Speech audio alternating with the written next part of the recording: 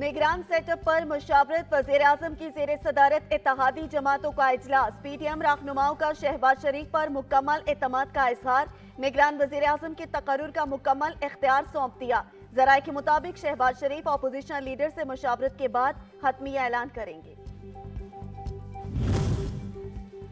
Supreme court ने पंजाब में 30 अप्रैल को इलेक्शन करवाने के खिलाफ दरख्वास्त पर तफसीली फैसला जारी कर दिया। मतन के मुताबिक इंतखाबात करवाना इलेक्शन कमीशन का काम नहीं, बुनियादी जिम्मेदारी है।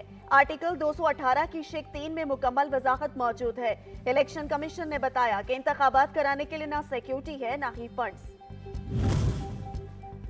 और निगरान वजीर आला पंजाब की जेर सदारत इजलास। सर्विस अस्पताल के अपग्रेडेशन से मुतालिक उमूर का जायजा। मास्टर प्लान तलब। मोहसिन नकवी ने कहा, सर्विस अस्पताल को पंजाब का बेहतरीन अस्पताल बनाना चाहते हैं। इलाज मुआवजे के लिए दरकार मशीनरी और बेहतरीन वसाइल मुहैया करेंगे।